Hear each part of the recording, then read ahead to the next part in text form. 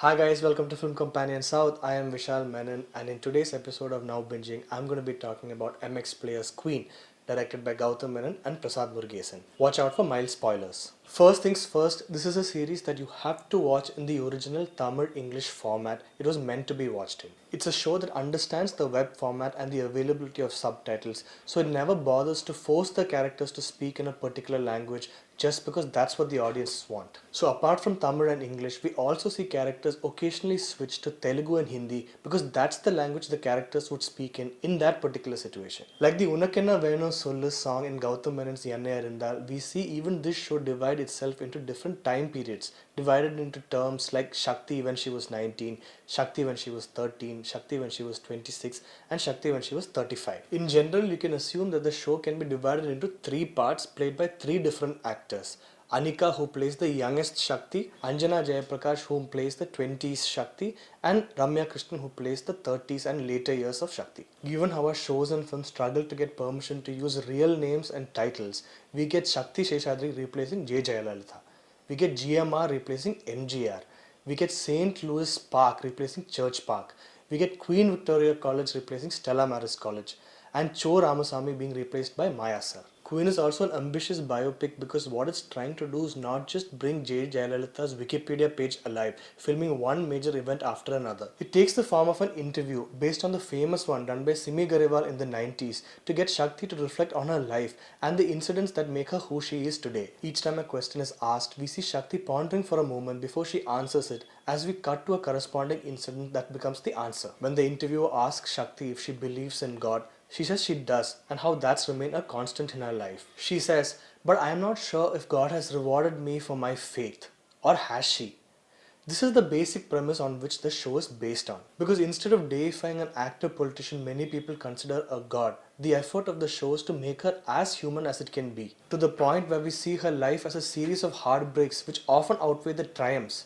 And in the end of the day, we even think if her life is a success at all. Because beneath everything, it's the story of a little girl who just wanted to go study in Queen Victoria College, but was forced to become the queen instead. In one of the earlier scenes, we see how her life transforms before our eyes, quite literally, when a red carpet is rolled out to her, the second she becomes an actress. Given that we are seeing this story through Shakti's eyes, you might think it's being a bit too sympathetic to her plight. But that's never the case. But the show never shies away from showing us how stubborn Shakthi can be, especially in that scene where she asks her rival to wait outside GMR's office holding onto a bunch of flowers. And instead of focusing on situations and events alone, the series always tries to show Shakthi around bigger people who dominate her life from time to time. So if it's a demanding mother in the beginning, it soon becomes the director of her first film later. We then get her relationship with GMR, her relationship with her lover Chaitanya Reddy, before we come back to GMR again. Yet what makes this show really stand out are the relationships that we knew very little about. One of the most heartbreaking episodes for me in this series has to be the one where Shakthi meets her old friend Pinky again. After being humiliated as a kid,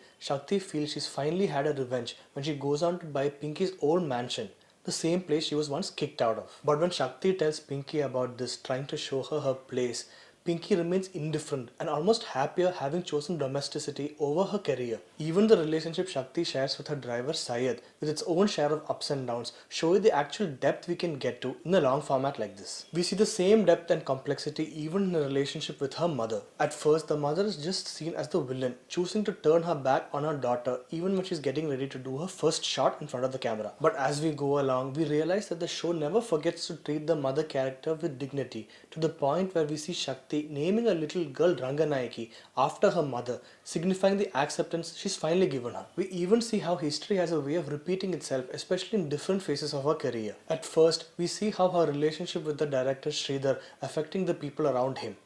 And later, we see the same repeating with GMR when their relationship starts affecting the people who work for GMR. The performances are great, especially Anika, who has really grown into a wonderful actor. You have to see her in that scene when she looks at her friends opening up their lunchbox even when she's brought nothing. It's not just sadness that she expresses in this scene. She also finds the space to put in a small half smile, as though she's never angry at the others. She's only angry at herself and her plight. The performance of Anjana Jayaprakash too is great, even though it takes a little getting used to. Yet it's Ramya Krishnan's quiet strength that makes you forget that you're watching a fictionalized account. And this includes even the pauses and modulation, which takes you right back to the actual interview. For me, the scene of the series has to be the one between GMR and Shakthi when the former asks the latter to join his party. In Shakthi, you can see anger, reservation, and arrogance, but it's also balanced with love and vulnerability. Indrajith, who plays GMR, is a treat, making sure none of the characters' grey complexity is lost in translation. But the real surprise for me was Gautham Menon, who plays the director Sridhar,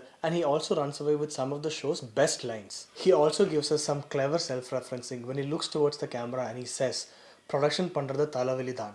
Production பண்ணக்கூடாது." Like the middle overs in a cricket match, I found the middle episode slightly uneventful in the series. I felt the love story, directed by Gautham Menon, didn't have the effect it was supposed to have, especially because of the clunky English dialogues. One of these cheesy lines sounds like, "Within a few hours of leaving home, I find myself moving into yours. Damn, am I doing alright? I don't know. I think I'm doing amazing." Even Shakti becomes extremely uncharacteristic when she gets a line where she says, "I'm neither inclined nor interested in knowing about Chaitanya Reddy or about the balls that he was missing all those years ago." Even so, there's room for at least one great scene in every episode which takes you to a space which you didn't know existed. Like that wonderful scene in the terrace when Shakti looks at Chaitanya Reddy and wonders why he's never asked her about GMR. The costumes and the production values are really top notch, making it the show to beat in the Tamil web space. It also leaves behind a really high bar for the other two biopics of Jayalalitha to beat. Personally, I found the political episodes directed by Prasath Murugesan the most, also finding the episodes directed by both of them together being the weakest. Finally, we have a Tamil show that not only attempts but also achieves a certain cinematic quality to it. It's a step in the right direction and can really get you excited to see what this space has to offer in the future. So that's all for this episode of Now Binging. If you like this video, please hit like and subscribe to Film Companion South.